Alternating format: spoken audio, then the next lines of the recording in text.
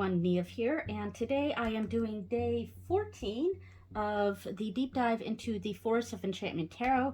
And even though I've gotten that name right in these last few videos, I just realized that all of the titles of these videos have said Tarot of the Enchanted Forest. All right, I'm gonna have to go through and change all that, all the past videos and the future videos to Forest of Enchantment Tarot. But anyway, all right, so we're doing the Queens and Kings, which are called the Weavers and Keepers. And I actually have the deck in the bag this time, so I'll pull this out, and they should be sitting right here at the top. All right, so let's see, Weaver of Spells. Let me make sure I'm in frame. Visions, Challenges, and Boons. And then Keeper of Spells, of Visions, of Challenges, of Boons. All right. So let me zoom in just a little bit. There we go. Okay, so my keywords that I have here for Queens and Kings. And of course, you know, Queens and Kings don't necessarily mean anything gendered. It can. It depends on what your reading is for or whatever. And you can assign a gender to either one. But in general, the Weavers slash Queens, they represent a sort of supportive, nurturing energy. There's an honesty, wittiness, intuitive or spiritual, self-assured. So both of the Queens and Kings, or the Weavers and the Keepers, are solid. Like their experience. I think that's what I'm trying to say. There's an experience to both of them, but it's kind of a different approach to the experience. The Queens are the keywords I just said there, whereas the Kings are, or Keepers in this case, are wise. Both are wise. It's funny, you could kind of use either keywords for either one of these in a way, whereas there's more of a sort of supportive energy to the Queens and a more of a like, let me see. So with the Queens, they can be honest, witty, self-assured, supportive, spiritual, whereas the Kings, there's a bit more control. I have wise, control, adept, caring or calm. So, you know, similar energy. There's an ethical nature to the Keepers. I think I'm trying to get my words out here, but it's like the Kings, there's more of a structure to their support, if that makes sense. There's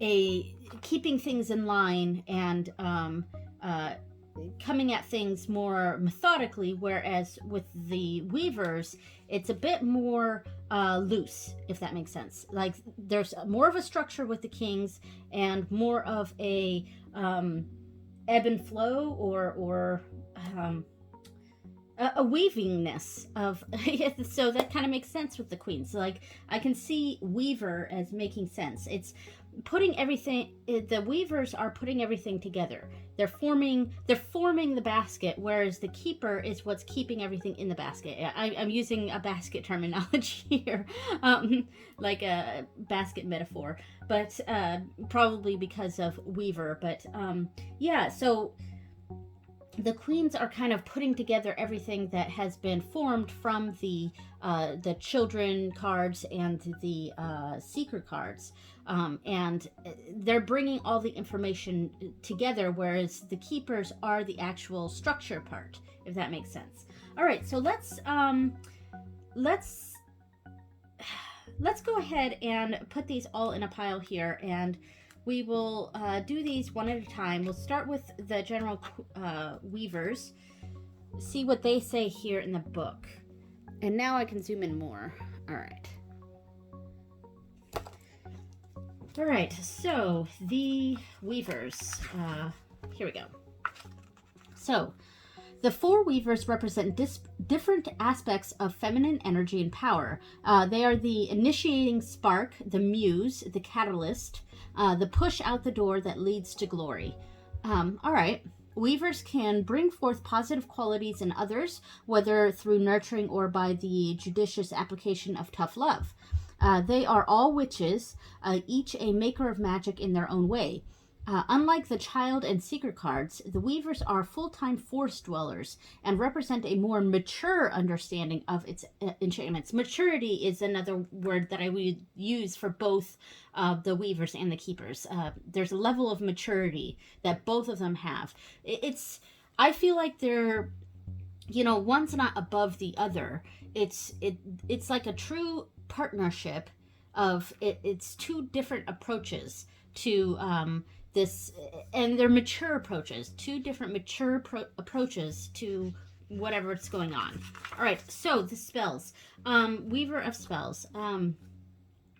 Yes, I didn't write down what my keywords were for the queens in the, so Weaver of Spells, how would I think, so that's the Queen of Wands. I think of the Queen of Wands as kind of being the ultimate witch of the four queens. She's really harnessing a lot of power. So let's see what they have here. So yeah, passionate. Yeah, that's kind of what I was trying to get at. Passionate, confident, bold, charismatic, a sparkling sense of humor, sexual and seductive. Yes, absolutely. So shadow traits: jealousy, fiery temper, impatience, meddling as an outlet for thwarted creative purpose. The Weaver of Spells summons her power from within and directs it toward her purpose. I'm not reading the whole thing. I'm just, she's very focused. I mean, I don't know if focus was a word here, but the Weaver of Spells / the Queen of Wands, it's a very focused energy. Yes. All right, so I'm going to do a sample reading here real quick. Okay. Shuffle. And quick overhand shuffle here. Oops.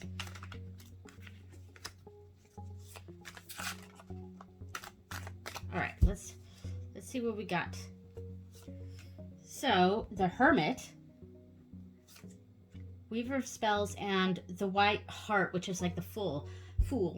I would read this as needing to isolate ourselves for a while to really focus our energy, because what I was saying, this is a focused energy. The Weaver of Spells, she is like the ultimate witch, and she knows how to focus her energy and to wisely direct her energy in the right way. And I would say, and then she can go ahead and be the White Heart here, the Fool energy. So yeah, I mean, it's you need this time to kind of build up your arsenal, gain that confidence, and then you have that confidence to go ahead and make the leap. And that's how I would read that. Fairly straightforward, that one. All right, so the Weaver of Visions. So, let's see. The Weaver of Visions is a shape-shifting enchantress, and the Sacred Lake is her place of magical transformation. So the Queen of Cups, to me, has a very... they're the two motherly queens, to me, or weavers in this deck, are the Queen of Cups / Visions, Weaver of Visions, and the Weaver of Boons. Both of them have a very motherly energy to them, and they are the mothers of the deck, for sure. But I feel like the Weaver of Visions is a bit more sympathetic or empathic even, and whereas the Weaver of Boons is a bit more practical. Like she's the Weaver of Boons, I feel like it's a bit more soccer mom in a sense. the ultimate like housewife, whereas the Weaver of Visions is kind of that nurturing energy, that the what oh gosh, I just had the word in my head and it just left me. But she's a lot more invested in the emotional aspects of her children. And of course, I'm coming at this from a very maternal viewpoint here, but these don't have to be mothers. But my point was that of the queens slash weavers, the most motherly of them are the Weaver of Visions and the Weaver of Boons. So let's see what the character traits are here. Dreamy, intuitive, of course, psychic, empathic, emotionally sensitive, graceful, subtle, a bit mysterious, devotes herself to those she loves deeply. Yes, she's very devoted to others and wanting to lift others up, and is a very, very supportive voice.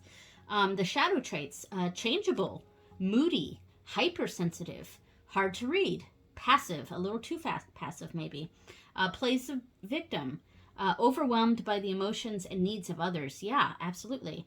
Tends toward depression. So those would be like some of the negative aspects of the Queen of Cups or Weaver of Visions here.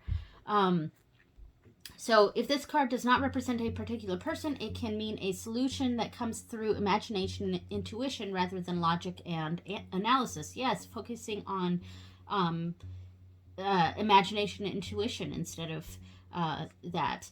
Listen to your heart and trust its guidance. I didn't read this one, so if it doesn't represent a particular person, it can mean a time of great creative joy, yeah, where the vital energies of life burst forth and are expressed in ways that benefit others. Yeah.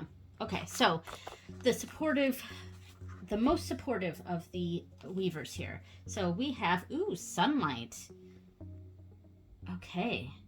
A truth has been revealed, things have been enlightened, and it allows us to become more empathetic and empathetic to a person.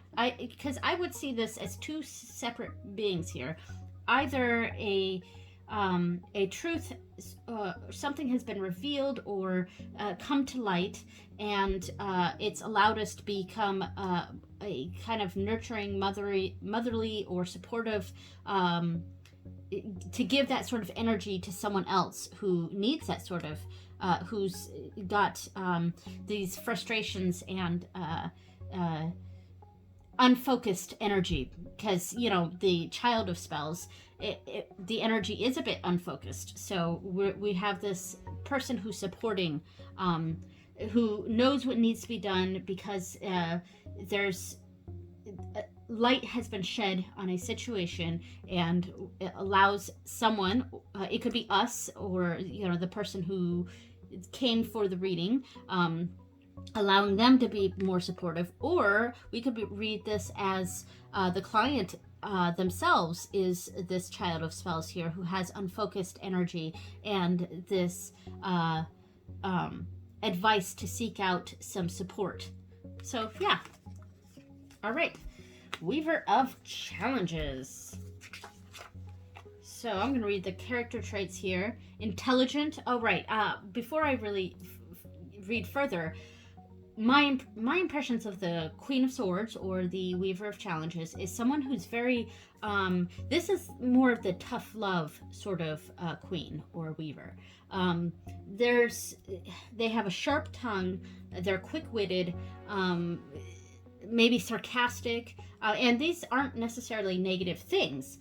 It's more just, it's a different approach, and it can be negative because the the Weaver of Challenges can be someone who is a bit too blunt, or it's just the right amount of kick in the butt we need, So and she is very intelligent. She's not so much someone who relies on her emotions like the Weaver of Visions. She is one who really looks to logic, and she's a thinker, for sure, and a master at communication.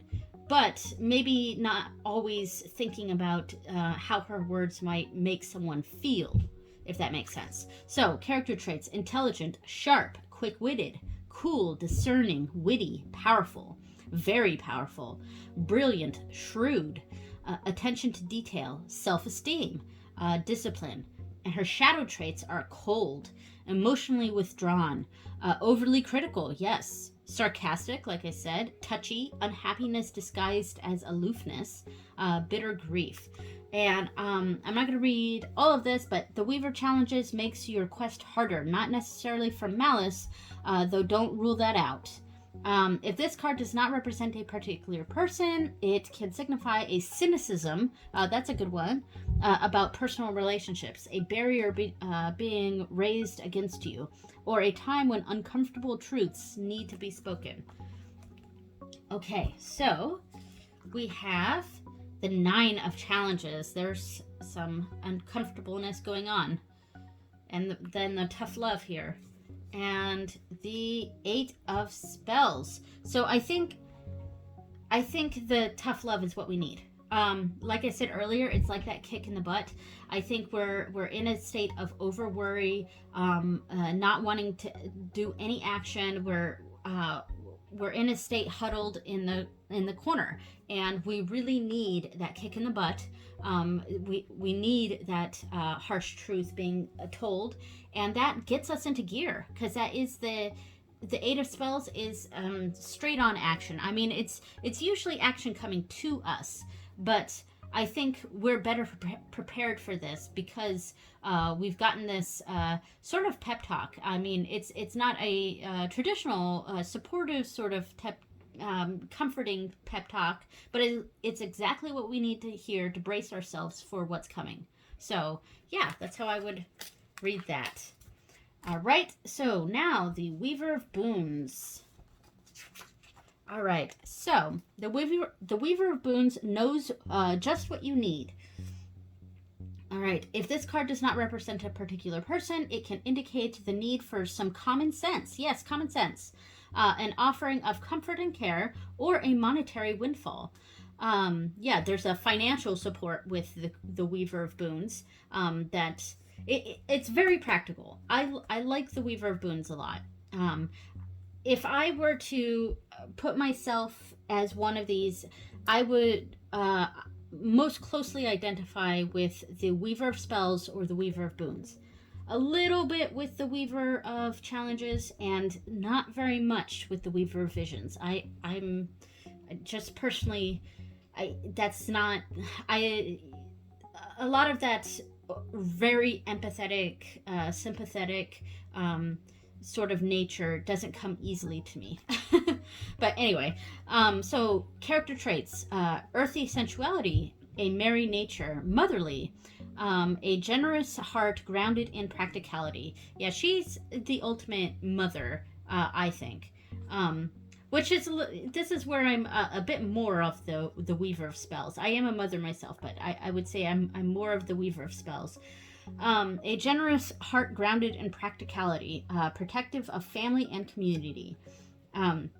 Shadow traits: smothering, which is not me, but takes too much upon herself. Yeah, judges other people's lifestyles, insists that she knows best, and probably does. So yeah, there's a real motherly aspect to the Weaver Boons, and I don't want to discount this monetary windfall part of this. It's very practical. There's a practicality to the Weaver Boons that I appreciate.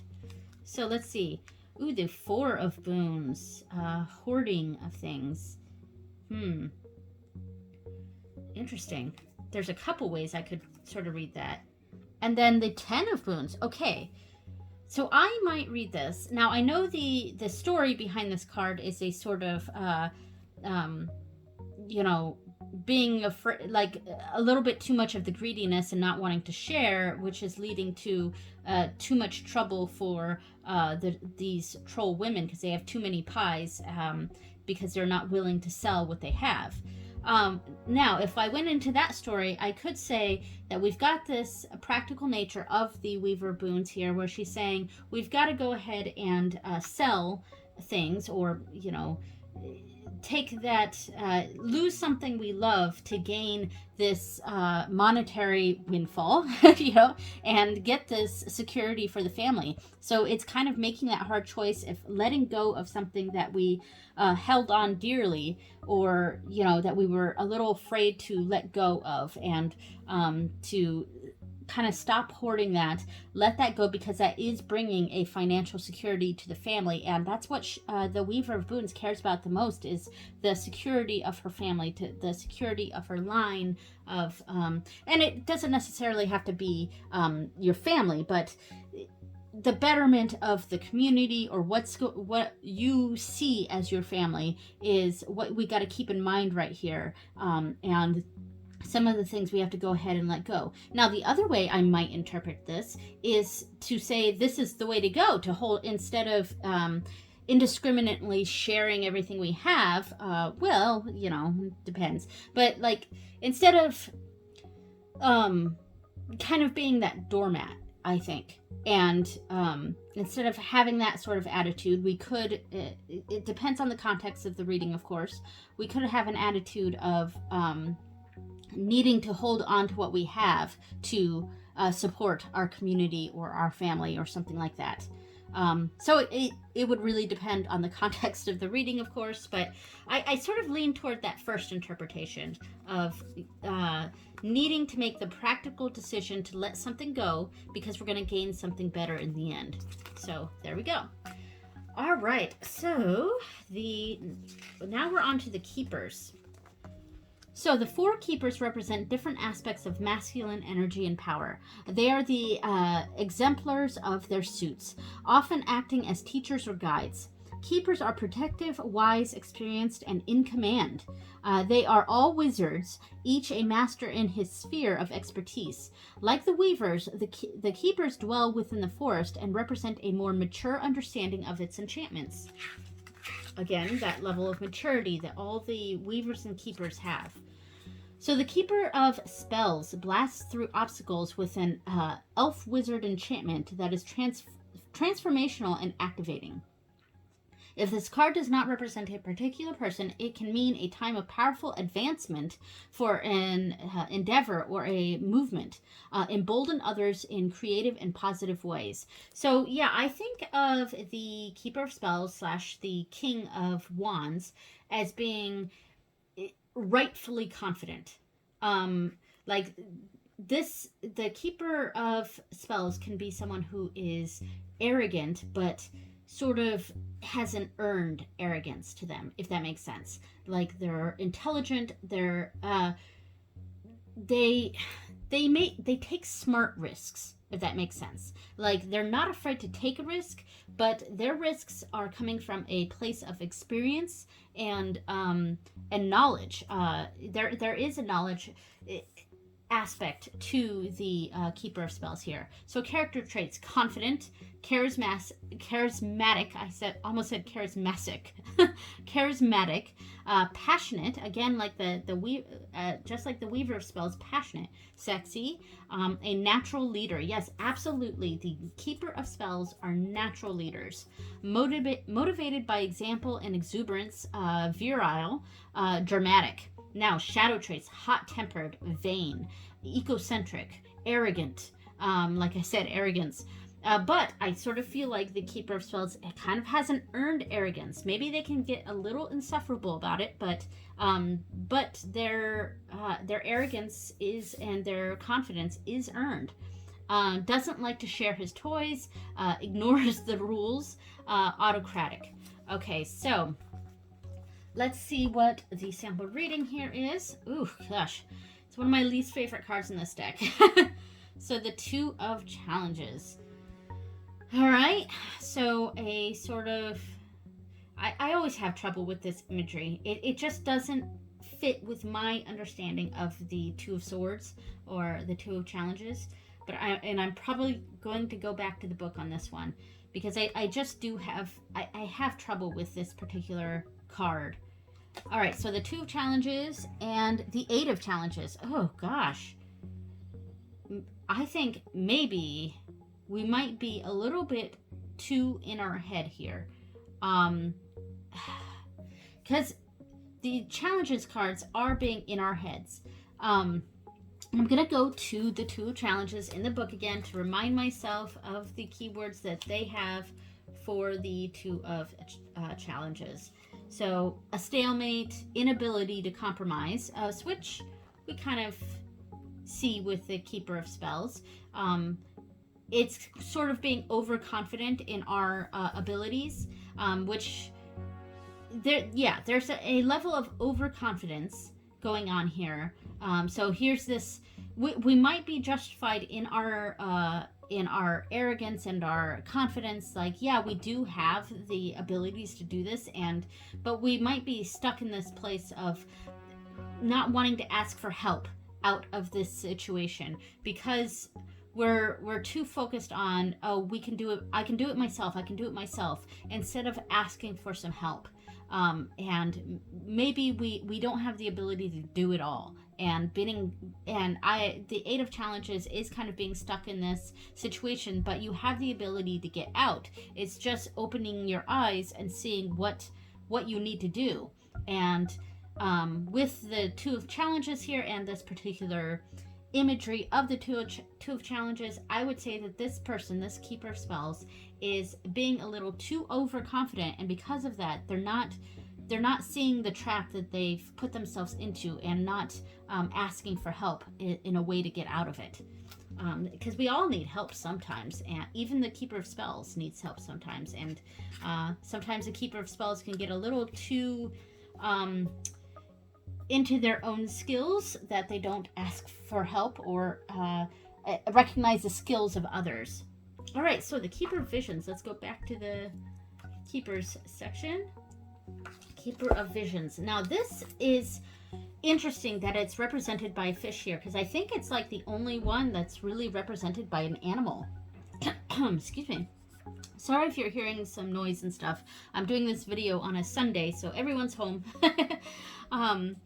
So the Keeper of Visions. The Keeper of Visions is a shape-shifting wizard. And before I even get further, I sort of see the Keeper of Visions as being a bit more of like a therapist, whereas the Weaver of Visions was someone who is very supportive, intuitive, very focused on the mental well-being, or the emotional well-being rather, of those around them. The Keeper of Visions is a bit more, it takes that a bit further and is more of like a therapist sort of energy, or a counselor. So the Keeper of Visions is a shape-shifting wizard whose a pristine aspect embodies ancient salmon wisdom. So, but you know what? I'm going to read this whole card because this is an animal, and like the only card that is really represented by an animal. So I am going to read this. Legend has it that the salmon is the oldest of all creatures and has memories reaching back to the beginning of the world. In fish form, his cooler emotions allow for compassionate, I almost said compromise, allow for compassionate detachment. On land, which is very therapist-like. On land, his kind heart can overflow into grief at the world's cruelty. On the whole, he prefers to observe events from a distance rather than getting directly involved. His motto is, look below the surface. Seek him out when you need counsel on mystical matters. So if this card doesn't represent a particular person, it can mean a time of withdrawing from emotional turmoil and seeking peace. The situation may benefit from mediation, so a therapist. Character traits: contemplative rather than active, calm, wise, compassionate, not easily flustered, charitable, so very even-keeled, emotionally stable, faithful, in love. Shadow traits: too emotionally detached, neutral to a fault. Yeah, a little bit too neutral. Not the Keeper of Visions or the King of Cups really does not pick sides here. Is really very diplomatic, but maybe a little too diplomatic, if that makes sense, and not willing to just pick a side. That would be some of the negatives. Moody, avoids conflicts and confrontations, puts the hard emotional duties on others. So, yeah. All right. So let's see what the cards say here. So I really see the Keeper of Visions as a therapist. Definitely a therapist energy sort of thing. Seven of Spells, being on the defense and needing a mediator to sort of solve this conflict. Yep. And the Child of Visions. Okay. So I think there's a conflict going on, and there's inexperience around this conflict, and we've got two sides here. The Child of Visions is very naive, doesn't really understand what's going on, and has a more childlike view of the situation. And then there's anger and a defensiveness around this from the other side. And you need that mediator in the middle, as this card happens to be right now. And the Keeper of Visions really is a mediator kind of energy, mediation in general. You need a sort of objective view of the situation, objective but compassionate, because the Keeper of Visions isn't just straight up objective. The Keeper of Visions really is the ultimate therapist card, because it just has that compassionate energy, but objective view, objective but compassionate. And there's a conflict going on where there's a lot of inexperience and naivete around this, and a misunderstanding of the situation at hand, and you need that third person to come in and sort of mediate what's going on. So yeah, a lot of again, I keep saying mediator, therapist, but that's really what we're seeing there.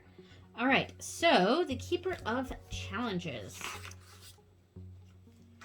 So the Keeper of Challenges is not evil, but he's not good either. So, and again, the Keeper of Challenges, or the King of Swords, is it's very objective, just like the Keeper of Visions. There's an objectiveness around the Keeper of Challenges. However, the Keeper of Challenges is a lot more, I don't know, he's less compassionate, but he's more perceptive, if that makes sense. He's more objective, even more objective than the Keeper of Visions. Yeah, and sort of there's a sternness, or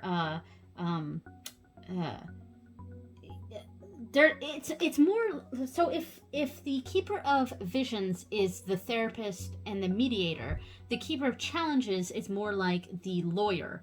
There's more of a litigiousness or judging aspect to the Keeper of Challenges. So the Keeper of Challenges is not evil, but he's not good either. If this card does not represent a particular person, it can mean a need for cool and detached strategizing in challenging times. If you must do battle for a cause, assemble your allies and calmly determine how to proceed. It's very logical. And not very much compassion, because we're going straight by our head here.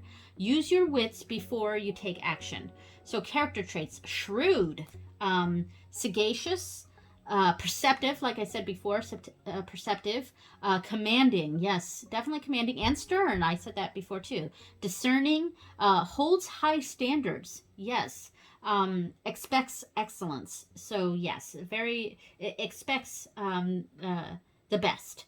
Shadow traits: cold anger, merciless judgment, authoritarian. Yeah, absolutely, authoritarian. Does not share power well, pushes too hard, expects perfection. Expects excellence as one of its character traits, and shadow traits expects perfection. Does not spoon feed. The Keeper of Challenges is not someone you go to if you need hand holding, for sure. Okay, so a suspension, something that's hasn't been moving forward. Uh, there's there's no progress being made right here, and we're needing that keeper of challenges to put in a word. And then the six of visions. So, you know what? Because the six of visions kind of often makes me think of, it's a card that represents nostalgia, but it also sort of means falling back on things like our family that we grew up with. I would see this as needing the harsh, strong words of like a father or a father-like figure, or even a mother that has that very cold, objective viewpoint. So, and because it's the six of visions, I feel like this is a family member. We need to go to a family member that has this sort of energy, the keeper of challenges energy. We need that sort of commanding, holds high standards, tells the truth as it is, super blunt energy to get us out of the stalemate. Stalemate was what one of the keywords for that two of challenges was, but I sort of see that here too. We're seeing this lack of progress, and we need to go to a family member or someone from our past that embodies this sort of shrewd energy. And to get advice that's not, you're not going to get handheld here. This is not hand-holding advice. This is straight up truth. We need the truth right now, as much as it may hurt us. But with the six of visions, it tends to be a very positive card. So we may not have a negative view of this family member or person from our childhood or our past, but it's someone we respect. So there's a respectful energy to this. So it's not feeling like we're being oh gosh, what is that word I was looking for? Stifled. It's not an energy that's going to stifle us. In fact, it's an energy that's going to free us from this. But maybe it might be a little hard to hear, but it's what we need to hear. So there we go. All right, and finally we have the Keeper of Boons, and I always like I like the King of Pentacles, the Keeper of Boons, and I really like this depiction. This guy just seems friendly, and the Keeper of Boons, or the King of Pentacles, is a friendly energy. It is more, the ultimate father and mothers of the decks are the Queen and Kings of Pentacles. I would really see this here. This is a friendly, fatherly figure. But there's a practical nature to it as well. So the Keeper of Boons. While the Keeper of Challenges wants you to solve your own problem, the Keeper of Boons will solve it with you, or more likely for you. So, all right. So if this card doesn't represent a particular person, it can signify that material help is at hand, as well as practical advice that should be heeded. Very practical advice. This may be a good time to ask for a loan or a raise. So very permissive, almost.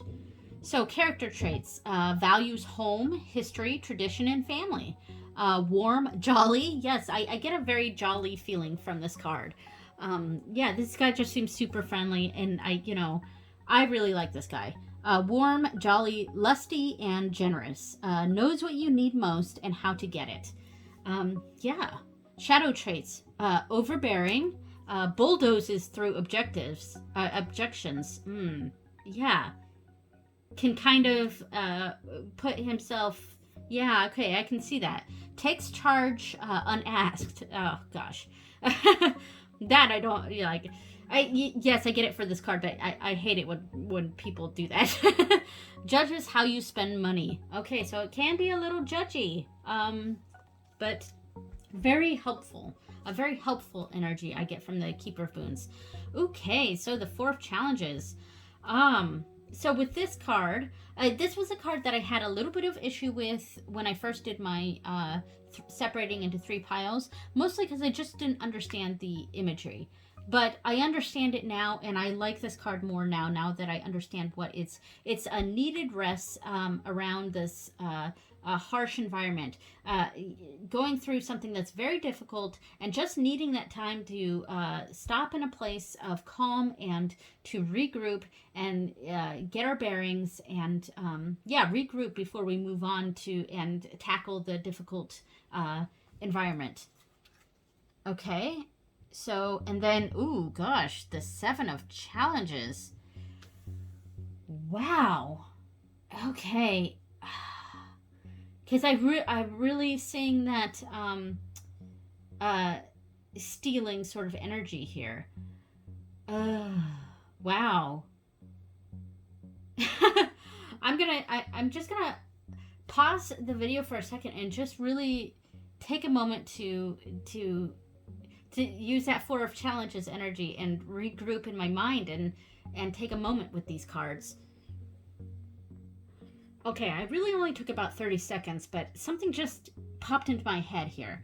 And I almost feel like, because at first I was thinking, when these two cards, when it was just these two cards, I was thinking about how maybe we're going through a difficult time and we need a financial boost to help us, get through this. But then when I pulled the 7 of Challenges, that kind of threw a wrench into what my initial feeling was. And instead, what just came to mind was we are like the Keeper of Boons here, and we're being a bit too overly generous or overly permissive, and we are this tree in this winter environment here, and it seems like everyone keeps stopping at our tree to regroup. And if that's the case, here's everyone coming to our tree, taking from us, but they're not giving anything in return. And this is what's coming to me here for this. And of course, this is out of context.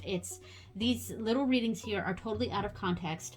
But I would see this as needing to maybe not be so open and generous with our time, money, resources, because we're not being properly thanked or appreciated for our time and energy. And if everyone's coming under our tree, this magical tree here is not going to have the power it once had.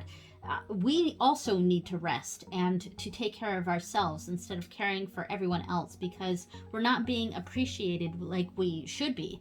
And so that's how it's so interesting how and this is why I do these little readings, because sometimes I'll pull cards and it immediately makes sense, and then other times it takes a few seconds to really absorb what's going on, and the combination of cards kind of tells a totally different story than what before this card was pulled. I had a sort of a different narrative going on here, and then this card was pulled and it completely changed that narrative.